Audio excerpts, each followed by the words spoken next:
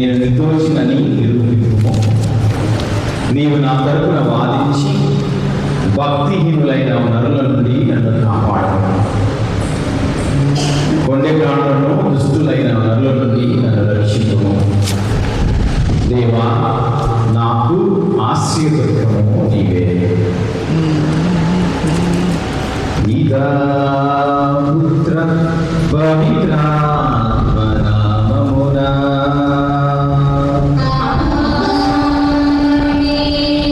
మన ప్రభు అయిన యేసుక్రీస్తు కృప, సర్వేశ్వరుని ప్రేమ, పవిత్రాత్మ సహవాసం మీ అందరితో ఉండునుగాక.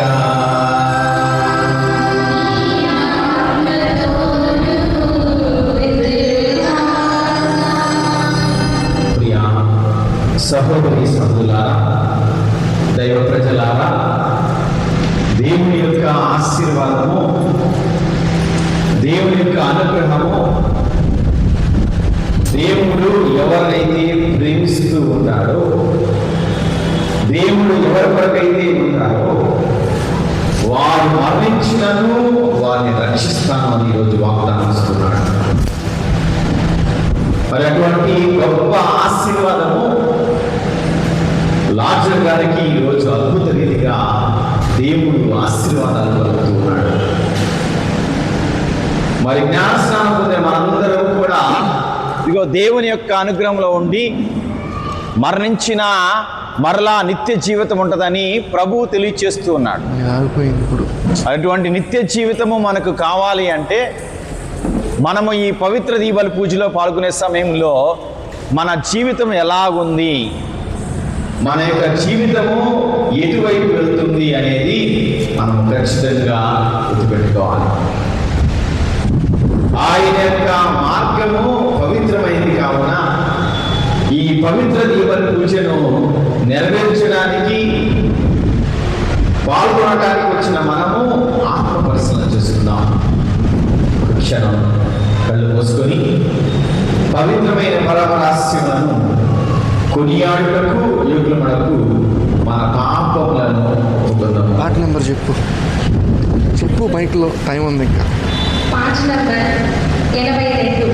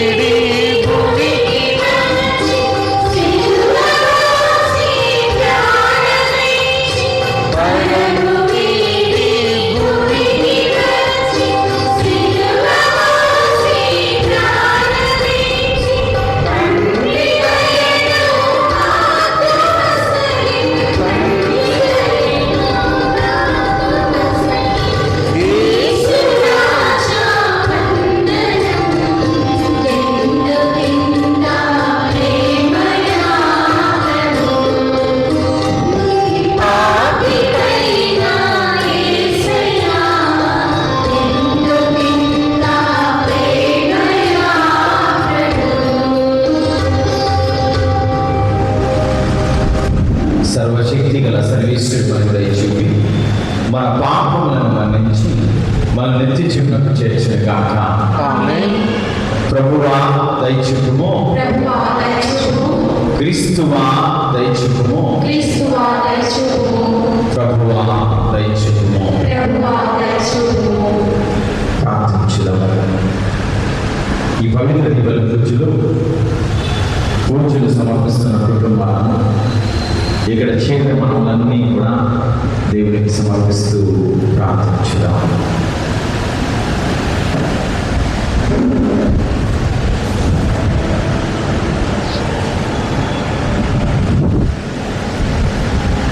మా ప్రభు అయిన సర్వేశ్వర, నీ కుమారుడు ఈ లోకమును ఎంతో ప్రేమించి దాని రక్షణ కొరకు తను తానే మరణమునకు అప్పగించుకొనెను.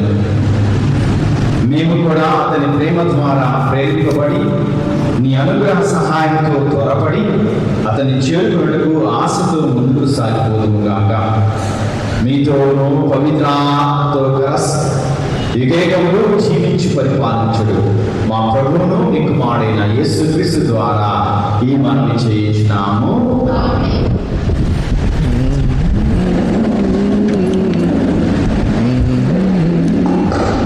మైక్. నేను నా ఆత్మను మీలో ఉంచి మీరు జీవించినట్లు చేయదు. మొదటి వచనము ఎహెజ్కేలు గ్రంథము అధ్యాయం 37 వచనాలు 12 నుండి 14 వరకు. మొదటి పట్టణము ఎహెజ్కేలు గ్రంథము అధ్యాయం 37 వచనాలు 12 నుండి 14 వరకు. నీవు ఇశ్రాయేలీయులతో ఇట్లు ప్రవచనములు చెప్పుము. యావే ప్రభువు ఇట్లు నడుపుచున్నాడు, నా ప్రజలారా, నేను మీ సమాధులను తెరిచి మిమ్ము లేపుదును. మిమ్ము మరణ ఇశ్రాయేలు దేశమునకు తోడ్కొని వద్దను. నేను మీ సమాధులను తెరిచి మిమ్ము లేపినప్పుడు మీరు నేను ప్రభువునని గుర్తింతురు. నేను నా ఆత్మను మీలో ఉంచి మీరు జీవించినట్లు చేయుదును. మీరు మీ దేశమును ఆవసించినట్లు చేయుదును. అప్పుడు ప్రభువైన నేను మాట ఇచ్చి చెప్పినట్టే చేస్తుందని మీరు గ్రహింతురు. ఇది ప్రభువైన వాక్కు. ఇది ఏలిన వారి వాక్కు.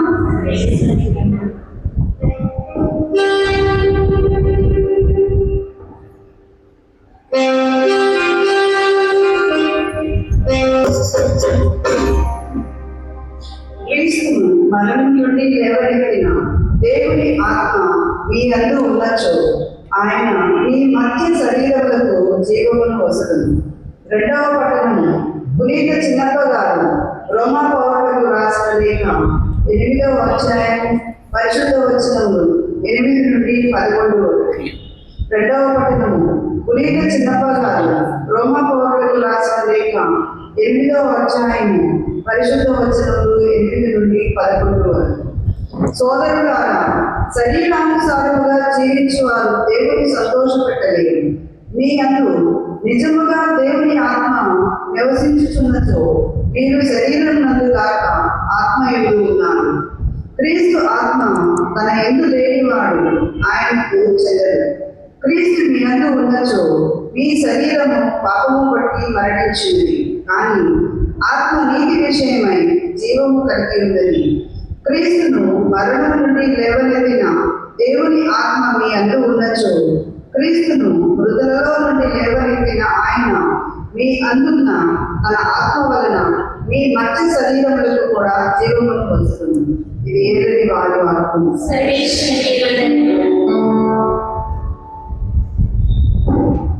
మీతో ఉండునుగాక.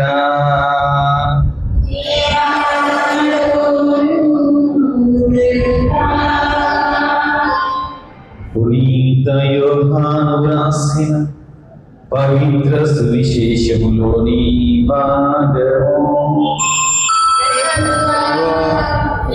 మైక్ తీసుకోండి.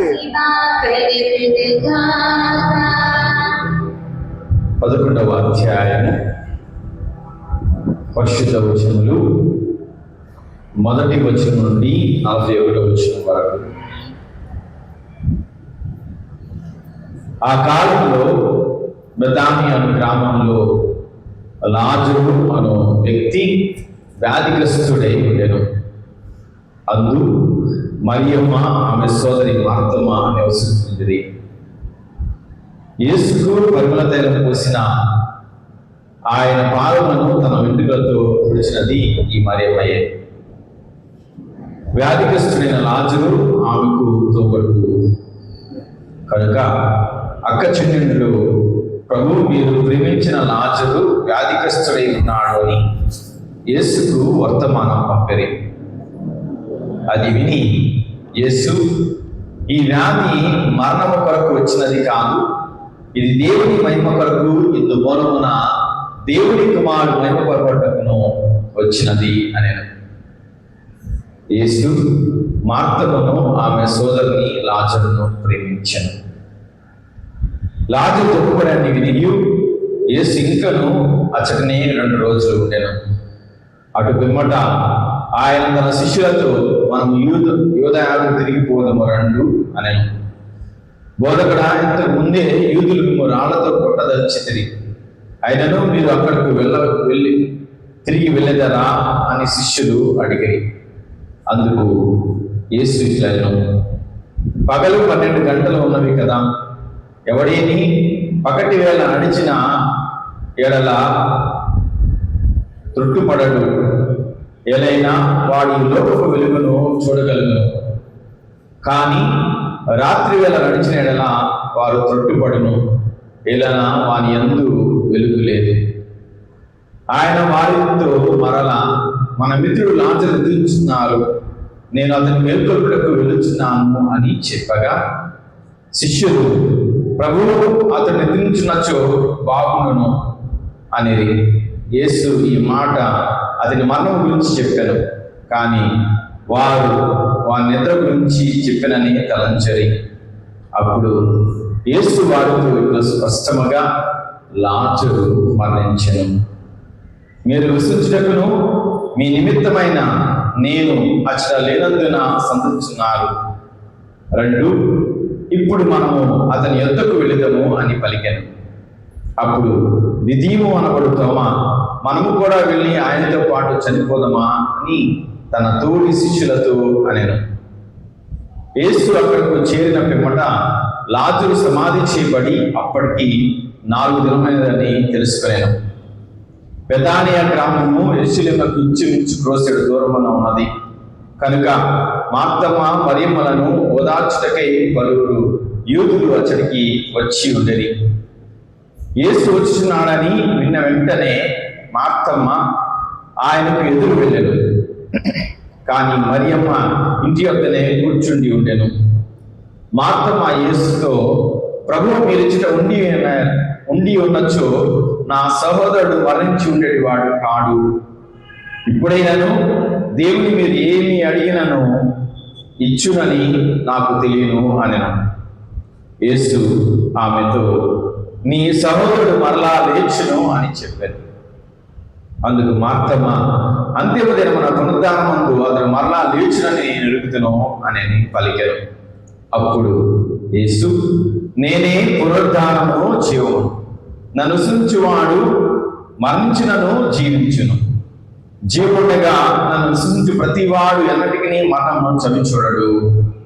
నీవు దీన్ని విశ్వసించున్నావా అని ప్రశ్నింపగా ఆమె, అవును ప్రభు, లోకమున అవతరింపనున్న దేవుని కుమారుడు క్రీస్తు నీవేనని విశ్వసించున్నాను అని చెప్పాను. ఆమె ఇట్లు పలికిపోయి తన సోదరి మరియమ్మతో, బోధకుడు ఇక్కడ ఉన్నాడు, నిన్ను రమ్మనుచున్నాడు అని రహస్యముగా చెప్పాను. మరియమ్మ వెంటనే లేచి ఆయన వద్దకు వెళ్ళాను. యేసు ఇంకను గ్రామము చేరలేదు. మార్తమ్మ ఆయనను కలుసుకున్న స్థలమనే ఉండెను.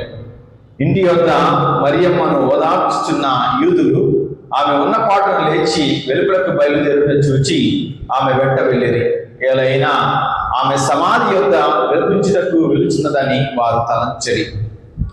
మరియమ్మ యేసు ఉన్న చోటకు వచ్చి ఆయన పాదములపై పడి, ప్రభువు మీరు ఇక్కడ ఉండి ఉన్నచో నా సహోదరుడు మరణించి ఉండేవాడు కాడు అని.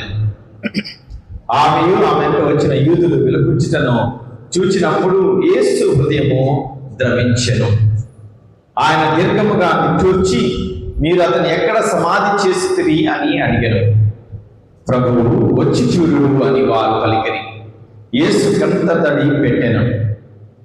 అంతటా యూదులు, ఈయన అతనిని ఎంతగా ప్రేమించినాడో చూడు అని చెప్పుకొనిరి. కానీ వాళ్ళు కొందరు గుడ్డివానికి దృష్టినిచ్చిన ఇతడు లాజరు మృత్యుముఖం నుండి తప్పింపలేకపోయినా అనిరి. యేసు మరలా దీర్ఘముగా నిట్టూర్చి సమాధి వద్దకు వచ్చాడు. అది రాతితో మూసిపడిన గుహ. రాతిని తొలగింపుడని యేసు అనెను. మృతిని సోదరి మార్తమ్మ, ప్రభు అతడు చనిపోయి 4 దినములైనది, ఇప్పటికీ దుర్వాసన కొట్టుచున్నది అనెను. యేసు ఆమెతో, నీవు సూచించు దేవుని మహిమను చవిచూచెదవని నీతో చెప్పలేదా అనెను. అంతటా వారు రాతిని తొలగించరి. యేసు కనులెత్తి, ఓ తండ్రి, నీవు నా ప్రార్థన ఆలకించినందుకు కృతజ్ఞుడను. నేను నన్ను ఎప్పుడునూ ఆలకించదవని నేను ఎరుగుదును. కానీ ఇక్కడ ఉన్న జనసమూహము నిమిత్తమై నీవు నన్ను పంపినట్లు వారికి విశ్వసించుటకై లోపలికి తిని అనెను. పిమ్మట యేసు బిగ్గరగా, లాజరు వెలుపలకు రమ్ము అని పలికెను. చనిపోయిన వాడు వెలుపలకు వచ్చెను. అతని కాలు చేతులు ప్రేత వస్త్రములతో బల్లిపడి ఉండెను. అతని ముఖము వస్త్రముతో చుట్టబడి ఉండెను. యేసు వారితో కట్లు విప్పి అతని పోనిండు అనెను. మరియమ్మతో వచ్చి ఈ అద్భుతము చూచిన యూదులు పలువురు ఆయనను విశ్వసించరి. ఇది క్రీస్తుని సువిశేషము.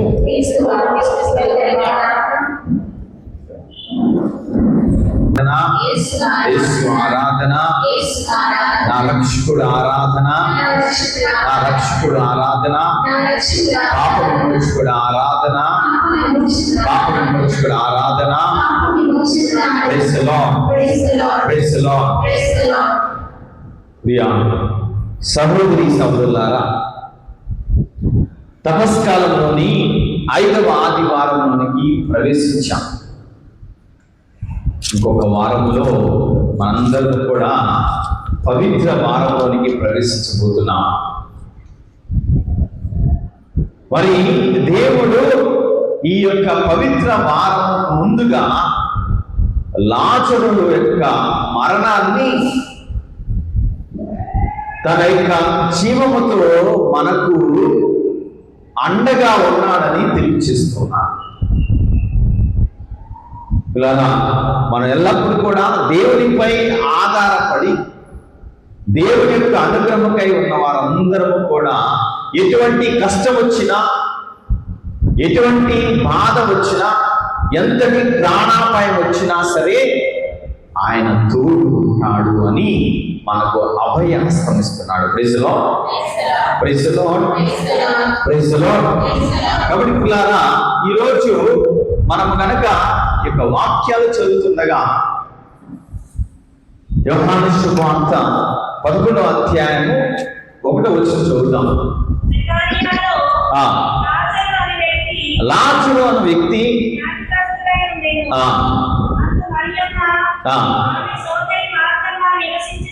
నివసించుచుండెను.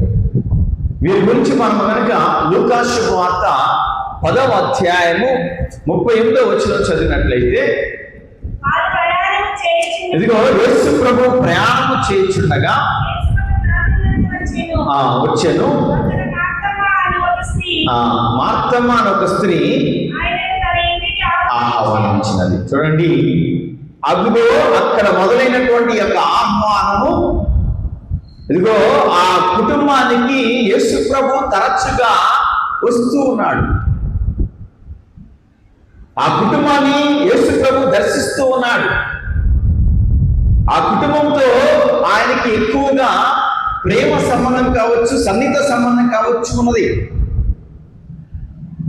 మనకు కూడా కొన్నిసార్లు చూసినట్లయితే మన అపోహలు ఎలా ఉంటాయంటే, ఒక గురువు ఒక కుటుంబానికి పద్దాగా తరచుగా దర్శిస్తున్నాడంటే మన ఆలోచన ఎలా ఉంటుంది?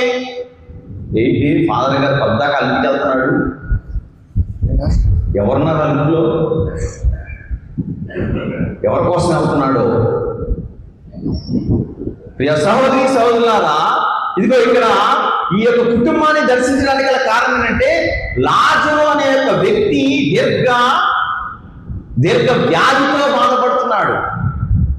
అందుకే ఆ కుటుంబాలు ప్రతిసారి కూడా ఆయనను ఆహ్వానిస్తున్నాడు. ప్రియ సహోదరి సహోదరులారా, కానీ చుట్టుపక్కల వాళ్ళందరూ ఏమనుకుంటున్నారు?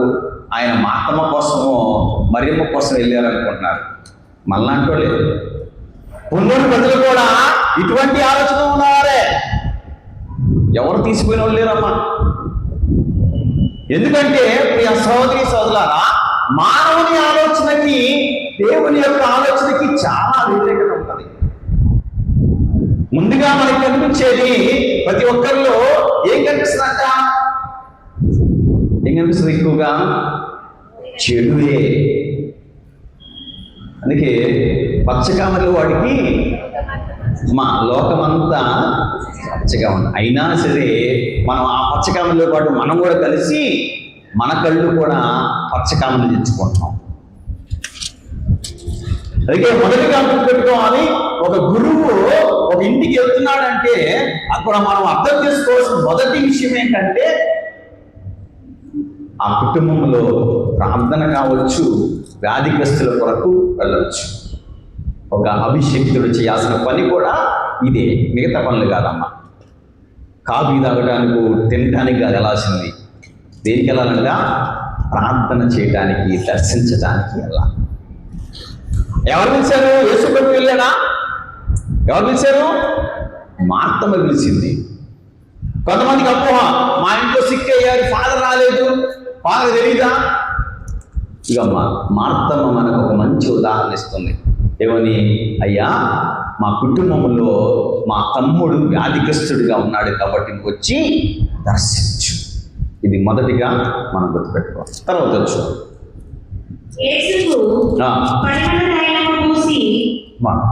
యోహాను శుభవార్త 11వ అధ్యాయం 2వ వచనంలో 4వ వచనంలో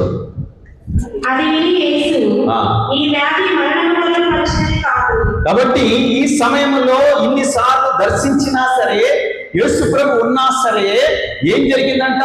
లాజరు మరణించెను. ఫాదర్ పద్దాకి వెళ్తున్నాడు, ఏంటి అయినా అద్భుతాలు జరగట్లేదు అని ఆలోచన వాళ్ళకి ఇదిగో ప్రభువు చెప్తున్నాడు. చదువు.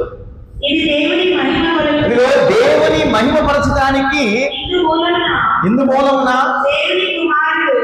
దేవుని కుమారుడు మహిమపరచుటకై కొన్ని అద్భుతాలు జరుగుతాయి. అందరికి జరగవమ్మా, కొన్ని అద్భుతాలు జరుగుతాయి. అది అభిషేకించిన గురువుల ద్వారా దేవుడు ఇస్తూ ఉంటాడు కొంతమందికి. ఈ యొక్క అద్భుతము ఈరోజు ఎంతగా దేవుడు ఎందుకు దీవిస్తున్నాడు అంటే, మనిషిలో ఉన్నటువంటి అపోహలను తొలగించే మొదటి ప్రక్రియ చేస్తేనే మిగిలిన అనుగ్రహాలు వస్తుంది. ఈ యొక్క కుటుంబము ఇంతగా ప్రేమించినా సరే ఎందుకు అద్భుతం జరగలేదని యూదులో ఉన్నటువంటి అక్కడ వాళ్ళందరూ మాట్లాడుకుంటూ ఉన్నారు. ఈయన ఎన్నో అద్భుతాలు చేశాడు, ఎంతో రక్షించాడు, మరి ఈ కుటుంబాన్ని రక్షించలేకపోతున్నాడే. ప్రజల్లో ఉన్నటువంటి ఆలోచనలు ఎలా ఉంటాయి చూడండి ప్రియ సహోదరి సహోదరులారా. వెళ్తున్నాడు, వస్తున్నాడు, ఏం జరగట్లా అని ప్రభు గుర్తుపెట్టుకోవాలి. వారి గుడికి వెళ్తున్నారు, వాళ్ళ ఇంట్లో ఏం జరగట్లా, వాళ్ళకి అన్ని అరిష్టాలు జరుగుతున్నాయి అని వాళ్ళు ఏం చేస్తున్నారు? వెంటనే గుడికి మానేస్తున్నారు. మనకున్నటువంటి ఒక అతి భయంకరమైన వ్యాధి ఏంటంటే, ఇప్పుడున్నటువంటి పిల్లలు మాట్లాడుతున్నప్పుడు ఎవరైనా పిలిచారే మాట్లాడొద్దని ఇక్కడ అన్నా అనుకో, ఎవరు కోపం వస్తుంది? అమ్మా, పేరెంట్స్ కోపం వచ్చి ఏం చేస్తారు? నేను ఇంక ఈ గుడికి రాను, ఈ గుడి నాకు వద్దు. అసలు ఏ విషయం నుండి ఏ విషయంకి వెళ్తున్నాం మనం తెలియదు కొన్నిసార్లు. ఇప్పుడున్న ఈ యొక్క విషయంలో మనము క్రమశిక్షణలో నేర్పించే సమయం వచ్చినప్పుడు చెప్పాల్సిన బాధ్యతను మనం మర్చిపోతున్నాం. ఈ 2 సూచక క్రియలను దేవుడు చెప్తూ ఉన్నాడు. ఆయన దర్శించడానికి అలాగే గొప్ప కారణం ఏంటంటే లాజరు యొక్క వ్యక్తి దీర్ఘ వ్యాధిగ్రస్తుడే ఉన్నాడు. 2, దేవుని మహిమపరచడానికే లాజరు చనిపోతున్నాడు. 2 ముఖ్యమైన విషయాలు. అయితే మొదటి మాట చదువుదాం, 5వ వచనం చదువుదాం. యేసు మార్తను ఆమె సహోదరుని లాజరును ప్రేమించెను. చూడండి, ఎవరెవరు ప్రేమించాడంట? మార్తమ్మను, మరియమ్మను, లాజరును. అంటే కుటుంబంలో వారందరినీ దేవుడు ప్రేమించాడు. ఈరోజు నేను ప్రశ్నిస్తున్నాను మిమ్మల్ని అందరినీ, దేవుడు నీ కుటుంబాన్ని ప్రేమిస్తున్నాడా? నీ కుటుంబము ప్రేమించబడాలి అంటే, నీ కుటుంబము దేవునికి దగ్గరగా ఉండాలంటే ఏముండాలి? దేవుడిని ప్రేమించినంత ఆశామాషి కదమ్మా. ఆయన ప్రేమిస్తున్నాడంటే ఆ కుటుంబం ప్రార్థనాపూర్వమైన కుటుంబం ఉండొచ్చు, ఆ కుటుంబము దేవునికి సేవ చేసే కుటుంబం ఉండొచ్చు. కుటుంబంలో ఒకరు కాదంట, 3 వ్యక్తులు ఒకే విధంగా దేవుణ్ణి ఆరాధించారు. నీ కుటుంబంలో దేవుడు ప్రేమించట్లేదంటే కారణం ఏంటి తెలుసుకోవాలా. నీ భర్త తాగుబోతే ఉన్నాడా? నీకు అనుమానం ఎక్కువ ఉందా? అసూయ పరురాలుగా బిడ్డలు సరైన జీవితాన్ని జీవించకపోతే దేవుడు ప్రేమించాడు. ఇది గుర్తుపెట్టుకోండి. నీ కుటుంబం కలిసి ప్రార్థన చేస్తే దేవుడు ప్రేమిస్తాడు. నేను ఒక్కదానే గుడికొస్తే దేవుడు ప్రేమించడం మా కుటుంబాన్ని. నిన్ను ప్రేమిస్తాడేమో కానీ కుటుంబాన్ని ప్రేమించు.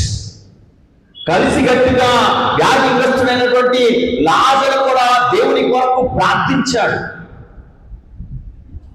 అందుకే అందుకనే యోహాను గారు ఎందుకు రాస్తారంటే ప్రతిదీ కూడా చాలా చక్కగా రాస్తారు. యోహాను సువార్త 3వ అధ్యాయం 16వ వచనం చూస్తే, దేవుడు లోకమును ఎంతో ప్రేమించినప్పుడు ఆ ప్రేమలో ఈ రోజు ఎవరున్నారంట? ఇదిగో మార్తమ్మ, మరియమ్మ, లాజరు ఉన్నాడు. దేవుడు అందరిని ప్రేమించాడు, కానీ ప్రత్యేకంగా ప్రేమ చెప్తున్నాడు ఇక్కడ. వారిని ప్రేమించాడమ్మా. ఈరోజు మొదటి ప్రశ్న మనకు, నీ కుటుంబము ప్రేమించబడాలంటే ప్రార్థన చేస్తున్నా? మీ కుటుంబం కలిసి ఉంటున్నారా? మీ దగ్గర కలిసి ఉండేది అంటే సెల్ ఫోన్ ఉన్నాయి, ఎవరికాదు సెల్ ఫోన్లో ఉంటాయి, కలిసి బాగానే ఉంటుందా వెళ్ళి. కానీ కలిసి భోజనం చేస్తున్నారా? కలిసి మాట్లాడుకుంటున్నారా? కలిసి ప్రార్థన చేస్తున్నారా? ఇది చేయకపోతే దేవుడు నీ కుటుంబాన్ని ప్రేమించట్లా. మనము నామమాత్రము క్రైస్తవులుగా జీవించకండి. మనలో ఉన్నటువంటి విశ్వాసం గురించి ప్రభు చెప్తున్నాడు. తర్వాత 11వ వచనం చదువుదాం. ఆయన వారితో అనగా మన మిత్రుడు లాజరును నిద్రించుచున్నాడు. 10వ వచనం చదువుదాం. 10. కానీ రాత్రి వేళ నడిచి వేళ వాడు తోడుపడెను. ఏలైనా వారి యందు వెలుగు లేదు. ఆయన వారితో అనగా మన మిత్రుడు లాజరును నిద్రించుచున్నాడు. కాబట్టి వెలుగు లేదు అంటే ఎవరైతే దేవుడు ప్రేమిస్తూ ఉన్నారో వారిలో వెలుగు ఉంటది. వారు చీకటిలో ఉండరు, వారి చీకటి జీవితాన్ని జీవించరు.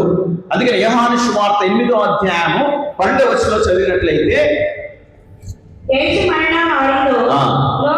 లోకమునకు వెలుగును నేనే, నన్ను అనుసరించువాడు అంధకారంలో జీవింపక జీవపు వెలుగును పొందును. Praise the Lord. Praise the Lord. Praise the Lord. ఏ కష్ట సమయమైనా సరే, ఎంత వ్యాధిగ్రస్తులో ఉన్నా సరే, ఆయన గనక నిన్ను ప్రేమిస్తే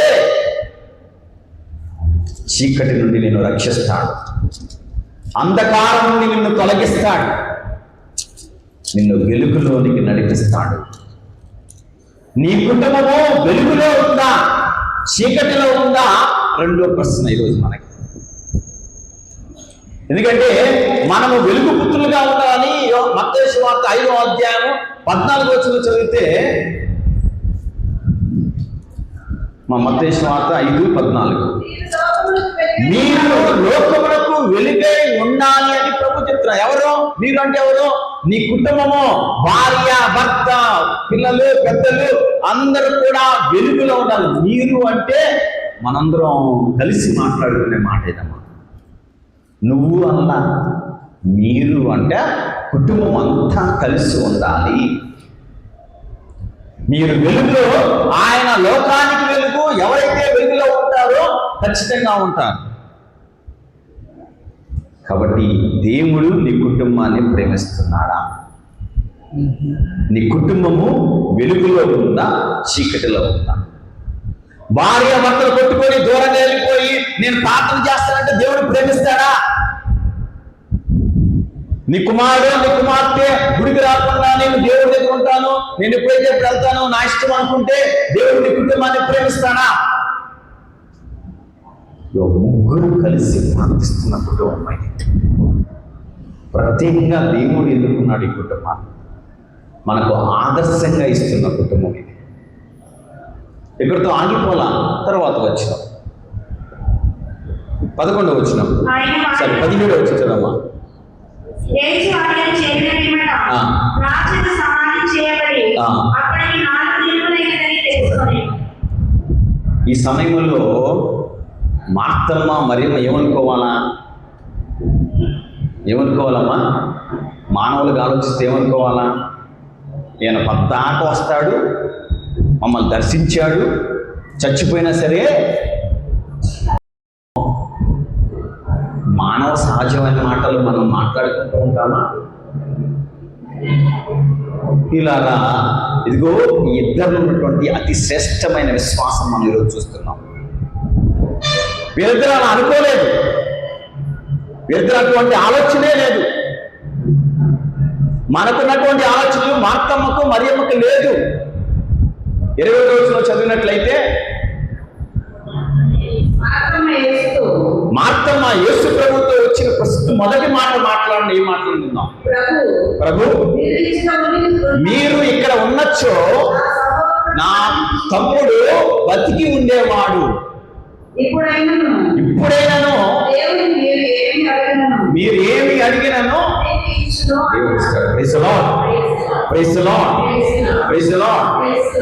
అప్పటికే లాజరు చనిపోయి 4 దినాలైతే మార్తమ్మ చెప్పే మాట చూడమ్మా, ఎంత విశ్వాసం ఉన్నదో.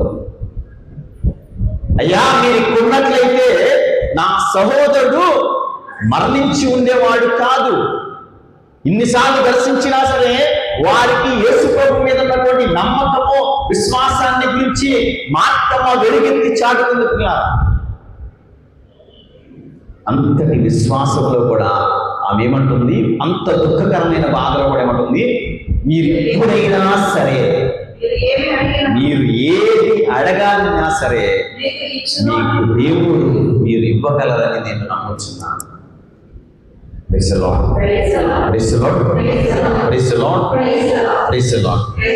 దానికి 23 చదువు.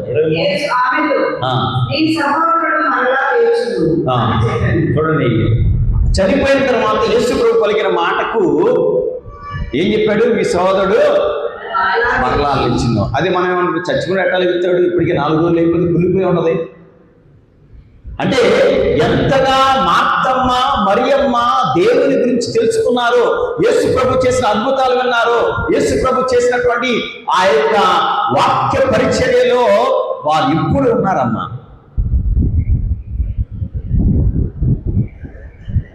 మనము ఒక సభ్యత్వము చర్చిలో ఇస్తున్నామంటే, లేదా ఏదో ఒక దళములో మనం సభ్యత్వం ఉన్నామంటే దానికి కట్టుబడి ఉన్నారమ్మా వాళ్ళు. స్వార్థ విషయంలో ఇద్దరు కూడా యేసు ప్రభుతో పాటు స్వార్థ చేసిన వాళ్ళు. ముఖ్యంగా మార్తమ్మ అంతగా తెలుసుకుంది కాబట్టి అందుకని యేసు ప్రభు అన్నాడు, ఏమన్నాడు? 24వ వచనంలో, మార్తమ్మ అంతిమ దినమున అతడు లెగిచునని నేను విశ్వసిస్తున్నాను. తర్వాత అప్పుడు యేసు ప్రభు నేనే పునరుద్ధానమును జీవమును. నన్ను విశ్వసించువాడు మరణించినను జీవించును. జీవము ఉండగా ప్రతి వారు మరణించాడు. మాత్రం ఏమంటారు చదువు తర్వాత ప్రశ్నించాడు యేసు ప్రభు. ఆమె అవును ప్రభు, లోకమున అవతరించున్న దేవుని కుమారుడు క్రీస్తు నీవే అని. Praise Lord, praise Lord, praise Lord. ఈ 3 ప్రశ్నలు మనం గుర్తుపెట్టుకోవాలి. దేవుడు నీ కుటుంబాన్ని ప్రేమిస్తున్నాడా? 2, నీ కుటుంబము వెలుగులో ఉందా? 3, నీ కుటుంబము విశ్వాసముతో ఉన్నదా? ఈ 3టికి గనక మన దగ్గర సమాధానాలు ఉంటే, ఈ 3టికి గనక మనం గనక ప్రశ్నకు సమాధానం ఇవ్వగలిగితే తర్వాత ఏం జరుగుతుందో చూద్దాం. తర్వాత అమ్మా 32వ వచనం. ఇదిగో మరియమ్మ కూడా మరలా యేసు ప్రభు దగ్గరకు వచ్చినటువంటి పలికిన మాట, వచ్చి ఆయన పాదాలపై పడి తిట్టట్లా, మళ్ళీ ప్రాధేయపడుతుంది ఏమని, ప్రభు మీరు ఇక్కడ ఉండి ఉండొచ్చో నా సహోదరుడు. ఇద్దరు మాటలో ఒకటేనమ్మా. మార్తమ్మ మాట, మరియమ్మ మాట ఒకటే. పెద్దలు అంటారు, ఏమంటారు, 2 కొప్పులు ఒక చోట ఉండవంట. కానీ ఇక్కడ ఇద్దరు కలిసి మాట్లాడే మాట ఏంటమ్మా? ఒకే మాట. అంటే వారు ఎంత ప్రార్థనా జీవితం కలిగి ఉన్నారో, వారు ఎంత విశ్వాసము కలిగి ఉన్నారో, వారిద్దరు మాట్లాడుకోవాలా. ఇదే మాట్లాడుకున్నా వెళ్ళలేదు. యేసు ప్రభు దగ్గరికి రాగానే పలికిన మాట ఒక్కటే. అది గొప్పతనం. ప్రభు మీరు ఇక్కడ ఉండి ఉన్నచో నా సహోదరుడు మరణించి ఉండేవాడు కాదు. తర్వాత వచ్చి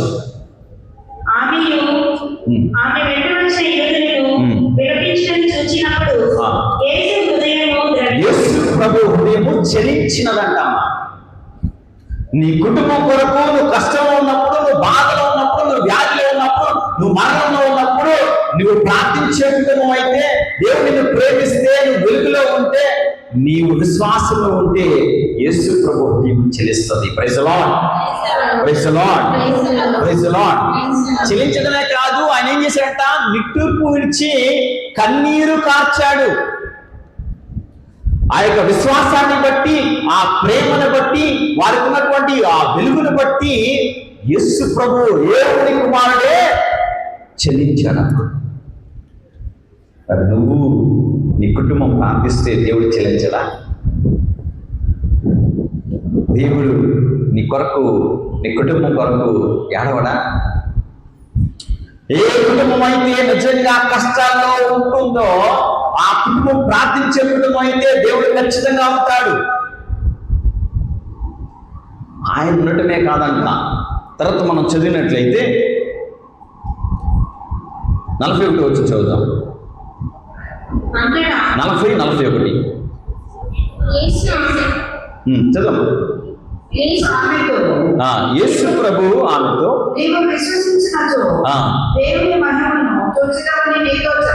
కాబట్టి ఇప్పుడు ఆ మహిమను మనందరికీ కూడా వెల్లడి చేస్తున్నాడు యేసు ప్రభు. చదువు. కన్నులెత్తి ఓ తండ్రి నీవు నా ప్రార్థన ఆలకిస్తున్నందుకు మొదటిగా చెప్పిన మాట. దివ్య పూజ ప్రారంభంలో పూజ పెట్టించుకోవాలమ్మా. కృతజ్ఞత అనేది ఎప్పుడు పెట్టించుకోవాలి? ప్రారంభంలో పెట్టించుకో. ఎప్పుడు పెట్టించుకున్నాం మనం? దివ్య సర్వసారం అయిపోయింది అక్కడ కూడా పూజ చదవాలా. కృతజ్ఞత అనేది ప్రారంభం నుండే ఉండాలి. ప్రభు మొట్టమొదటి మాట తన ప్రార్థనలో ఏం వాడాడంట? నీవు నా ప్రార్థన, నువ్వే విన్నపం అయితే చేస్తావో నువ్వు వచ్చి మోకరించి, అయ్యా నువ్వు నా ప్రార్థన, నా విన్నపము నువ్వు ఆలకిస్తున్నందుకు, నువ్వు ఇస్తావని అడగట్లా, ఆలకిస్తున్నందుకు కృతజ్ఞుడు అని చెప్తున్నాడు. అది దేవుల్లో ఉన్నటువంటి గొప్పతనం. చదువు. నీవు ఎప్పుడు నన్ను ఆలకిస్తావని నేను ఎరుగుతును.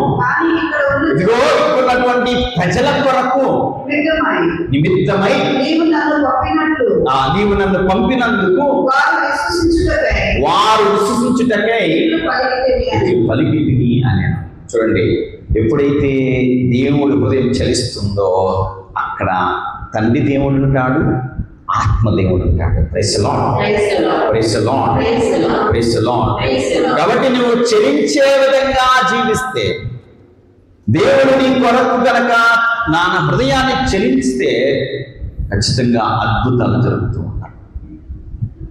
అది ఎవరన్నా త్రిత్వేక సర్వీస్ యొక్క ఆశీర్వాదం ఉంటుంది. అందుకనే తల్లి దేవుడు ఇదిగో ఆత్మదేవుడు కలిసి ఇదిగో యేసు ప్రభువుతో ఉన్నారు.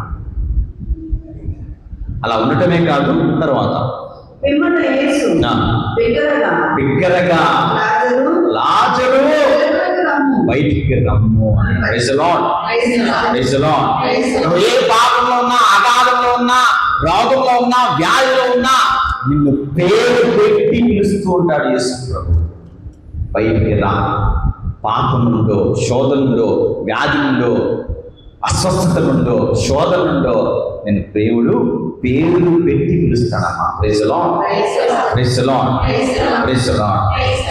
అందుకే ఈరోజు ఎహెజ్కేలు గ్రంథము 37వ అధ్యాయము 4వ వచనం చదివితే ఎండిన ఎముకలు పాట. ఎండిన ఎముకలు అతడు నాతో చెప్పము, ఎండిన ఎముకలతో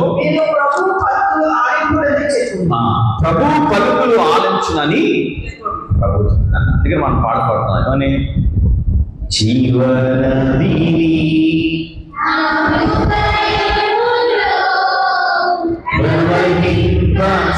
ప్రవహింపచేయుమయా,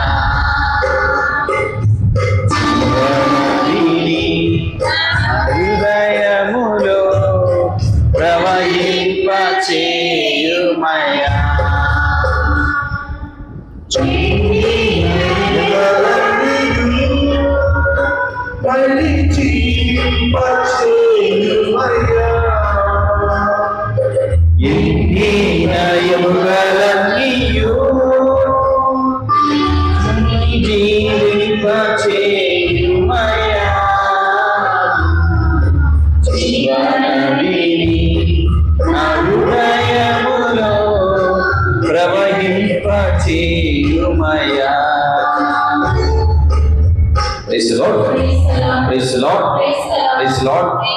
ఆఖరిగా ఈరోజు మొదటి పట్టణంలో చదివినటువంటి వాక్యం 37వ అధ్యాయం 12-13 వచనాలు. కనుక ఇట్లు చెప్పుము, యావే ప్రభు అయిన నేను ఇట్లు పలుకుతున్నాను, నా ప్రజలారా, ఇదిగో నేను మీ సమాధులను తెరిచెదను, మిమ్ము లేపుదును, మరలా వచ్చేదను, తెరచి లేపినప్పుడు మీరు ప్రభువు అని గుర్తించెదరు. Praise the Lord, praise the Lord. కాబట్టి పిల్లారా, ఈ 5 మాటలు ఈరోజు మన కుటుంబానికి కావాలి. మొదటి ప్రశ్నగా, దేవుడు నీ కుటుంబాన్ని ప్రేమిస్తున్నాడా? 2, నీ కుటుంబము వెలుగులో ఉందా? 3, నీ కుటుంబము విశ్వాసములో స్థిరపడిందా? ఈ 3 ఉంటే యేసు ప్రభు చెల్లిస్తాడు, నీ కొరకు ప్రార్థిస్తాడు. ఆ ప్రార్థించినప్పుడు ఇదిగో తండ్రి దేవుడు, ఆత్మదేవుడు నీ కుటుంబంపై సదా తోడుగా ఉంటుంది. అప్పుడు నువ్వు ఏ వ్యాధిలో ఉన్నా, ఏ కష్టంలో ఉన్నా, ఎటువంటి శోధనలో ఉన్నా సరే పేరు పెట్టి లెమ్మో అని ప్రభు చేస్తూ ఉంటాడు. ఆశీర్వాదం కోసం వచ్చిన మనము మన కుటుంబాన్ని ఈ తపస్కాలంలో స్థిరపరచుదాం. ఎప్పుడైతే స్థిరపరుస్తామో దృఢపడతాం. ఎప్పుడైతే దృఢపడతామో చలించకుండా చిరకాలంలో ఉండగలుగుతాం. దేవుడు ఆశీర్వాదం ఈరోజు అందరికీ దయచేయాలని ఈ పవిత్ర దీపలిలో ప్రార్థించుదాం. పితా పుత్ర పవిత్ర నామమున ఆమేన్. దయచేసి నిలబడి మనకి విశ్వాసాన్ని ప్రకటిస్తాం. పరలోకమును భూలోకమును సృష్టించిన నేను మీరు అర్పించిన ఇవని సర్వశక్తి గల పిత అయిన సర్వేశ్వరునికి అంగీకారం ప్రార్థింపము.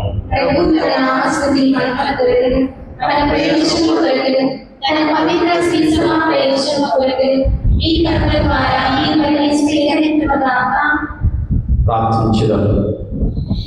సర్వశక్తి గల సర్వేశ్వర, నిత్య రక్షణ బలి కొరకు మేము సంతోషముతో అర్పించు ఈ కానుకలను అంగీకరింపము. ఈ బలి ద్వారా మమ్మల్ని శుద్ధీకరింపము. క్రైస్తవ విశ్వాసమును మాకు బోధించి ఈ బలి మా యందు సమృద్ధిగా ఫలించినట్లు చేయి. మా ప్రభు అయిన క్రీస్తు ద్వారా ఈ మనవి చేయించినాము. ప్రభువు మీతో ఉండునుగాక.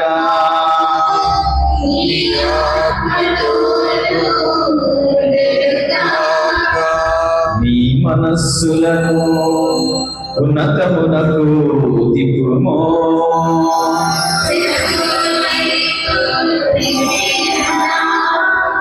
మన దేవుడైన ప్రభువునకు కృతజ్ఞత తెలుపుదము.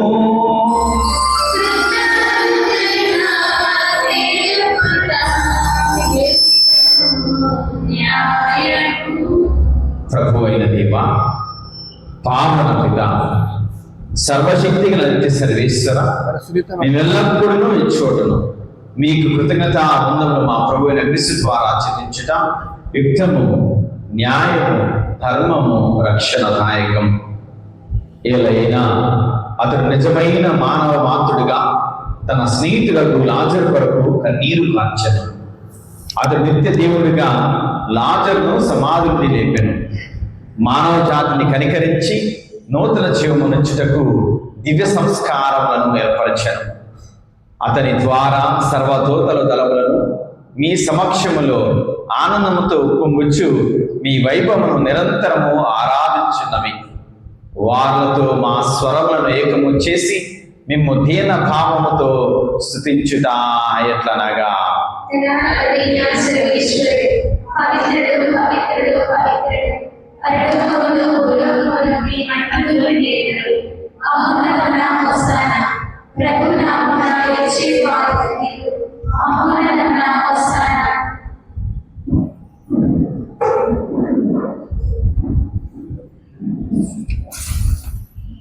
ఈ సమయంలో మరి యేసే మనకు మార్గము కావాలని, ఆయన ద్వారానే మనకు రక్షణ వస్తుందని ప్రభు తెలియజేస్తూ ఉండగా అందరూ కలిసి ఆ యేసయ్య మార్గాన్ని అనుసరిస్తూ ఈ యొక్క ఆరాధనలో పాల్గొందాం. ఓ సర్వేశ్వర, నీవు నిజముగా పవిత్రుడవు, మా చేత మహిమపరపడకు అర్హుడవు. నీవు మానవులను నిరంతరము ప్రేమించినావు. జీవనయాత్రలో వారికి సదా తోడై ఉన్నావు. నీ కుమారుని మీద ప్రేమతో ఇచ్చిన సమావేశమైన మధ్య నెలకొని ఉన్న నీ కుమారుడు స్తుతి పాత్రుడు. ఒకనాడు అతడు తన శిష్యులకు పవిత్ర లేఖనం వివరించి రొట్టెను తురించి పంచిపెట్టాడు. అట్లనే ఈనాడు మన మధ్య కూడా ఈ కార్యములు నెరవేరుస్తున్నాడు. కరుణామైన తండ్రి, నీ పవిత్ర ఆత్మను పంపి మా కానుకలైన అప్పరసములను పవిత్రపరచమని ప్రతిమాలుకుంటున్నాము. ఈ విధంగా మా కొరకు మా ప్రభువు యేసుక్రీస్తు శరీర రక్తములు అగునుగాక.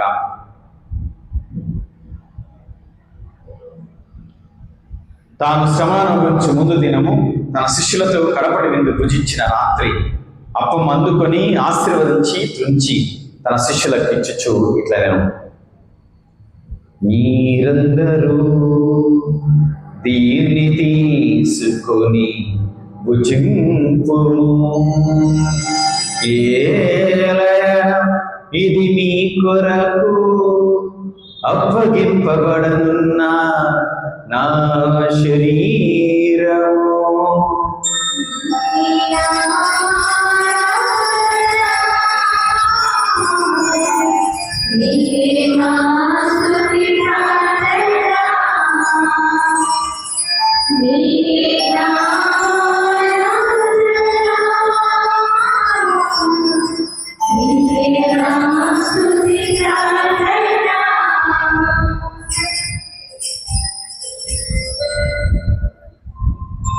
ఆ విధమనే భోజనానంతరం పాత్రను అందుకొని మరలా కృతజ్ఞతావందనములు చెప్పి శిష్యులకు ఇచ్చుచు ఇట్లా నేను, మీరందరూ దీనిని తీసుకొని దీని నుండి పానము చేయుము. ఏలయన ఇది నూతన నిత్య నిబంధన యొక్క నా రక్తపు పాత్రము. ఇది మీ కొరకును ప్రజలందరి కొరకును పాప పరిహారమునకై ధారపోయబడును. దీనిని నా జ్ఞాపకార్థము చేయుము.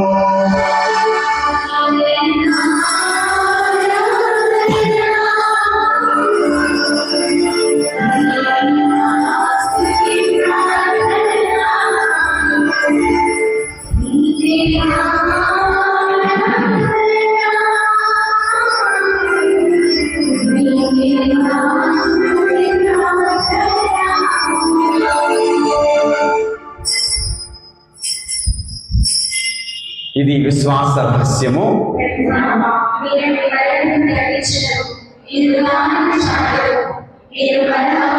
మీ ఫాదర్ దగ్గరికి వెళ్ళి కింద సప్పసం తీసుకురమని చెప్పు.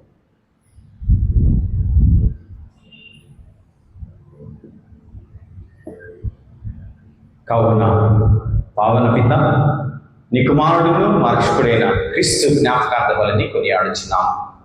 అతడు శిలువపై అనుభవించిన శ్రమల భాగం ద్వారా అతన్ని ఉత్థాన మహిమలో నడిపించటకు నీ కుడి ప్రక్కన కూర్చొని చేయటకు ఇప్పుడు మేము స్మరించుచున్నాం. అతను మరలా వేయించినంత వరకు జీవదాయక అప్పమును దీవెనకరమైన పాత్రను మీకు సమర్పించు ప్రేమాపూరితమైన ఈ కార్యము ప్రకటించున్నాం. ఈ శ్రీ సభాత్మను కనికరంతో వీక్షింపము. మాకు అందించబడిన పాస్కా బలి అయిన క్రీస్తు మేము ఇప్పుడు కొనియాడుచున్నాము. ప్రేమాత్మైన నీ పవిత్రాత్మ శక్తి ప్రభావం నీ కుమారుని శరీరములను స్వీకరించు మందరినీ ఐక్యపరచి నీ కుమారుని ద్వారా ఎన్నికైన ప్రజలలో ఎప్పుడు ఎల్లప్పుడూ లెక్కపడటం అనుగ్రహింపము. సర్వశక్తి గల పిత, ఈ పవిత్ర పరమరాస్యములందు భాగస్థులైన మాకు నీ పవిత్రాత్మ ద్వారా జీవం పోయి నీ కుమారుని రూపంలో పోలి ఉన్నట్లా మమ్మల్ని తీర్చిదిద్దము. మా లియో జగత్తులను, మా భాగ్యయ్య పీఠాధిపతిని, తదితర పీఠాధిపతులను, యాజకులను, మఠవాసులను, డీకన్లను మరియు ప్రజలందరితో పాటు మమ్మందరినీ ఐక్యబంధమున స్థిరపరపము.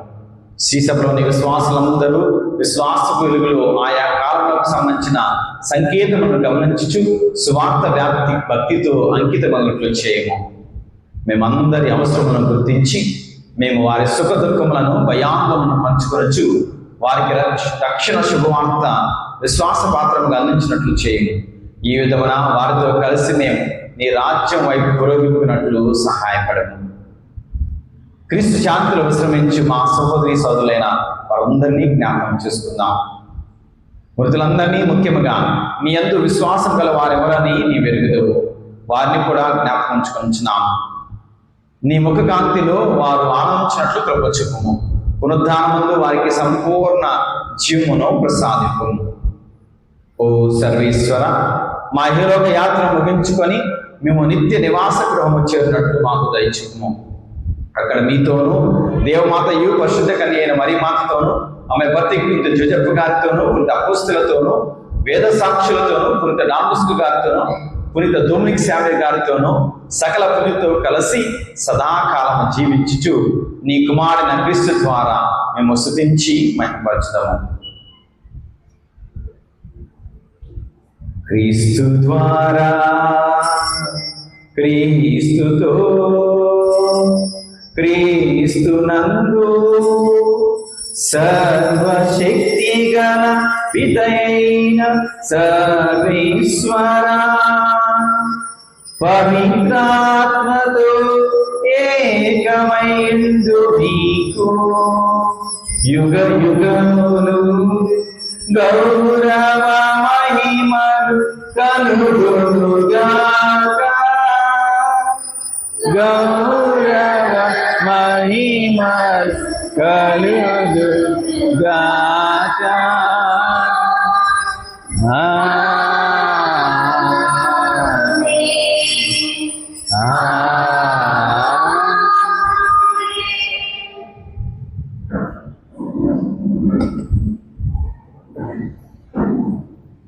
ప్రభు మన కుటుంబాన్ని ప్రేమించాలి. ప్రభు మనలో ఉన్న విశ్వాసాన్ని చూడాలి. ప్రభు మన కుటుంబం వెలుగులో ఉండాలని అర్థిస్తూ ఆ ప్రభువు నేర్పించినటువంటి పరలోక ప్రార్థన ద్వారా దేవుణ్ణి వేడుకుందాము. పరలోకమందున్న మా తండ్రి,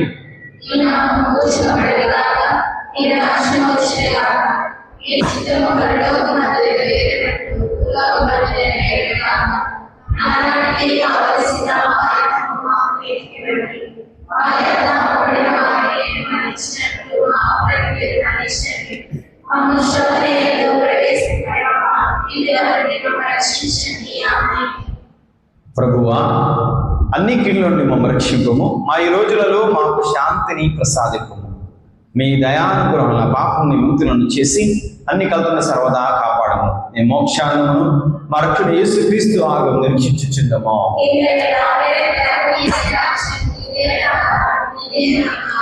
శాంతి మీకు అనుగ్రహించినాను, నా శాంతిని మీకు ఇచ్చినాను అని మీ అపోస్తులతో వచించిన ప్రభు యేసువా, మా పాపం లెక్కింపగా మీ తిరుస విశ్వాసం రక్షింపము. మీ చిత్త ప్రకారం మీ సభకు శాంతిని ఐక్యమును అనుగ్రహింపము.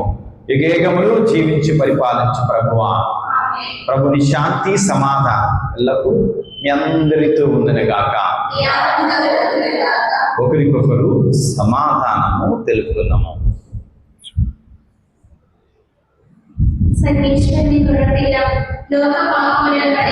మా ప్రభుని క్రీస్తు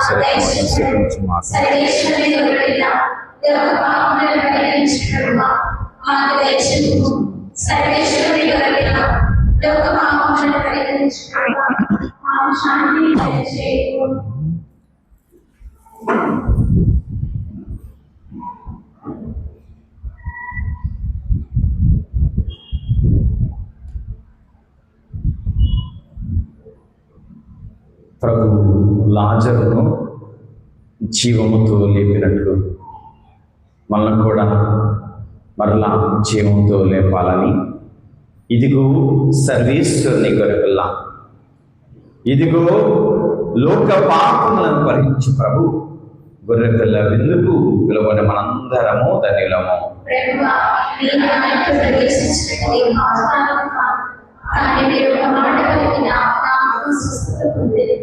ఉత్తమ సంకల్పము.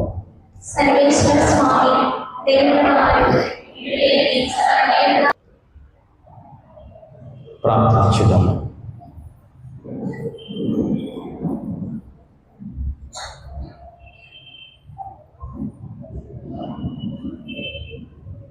ఓ సర్వేశ్వర, ఈ లోకమందు జన్మించే ప్రతి మానవునికి నీ వెలుగును ప్రసాదించున్నావు.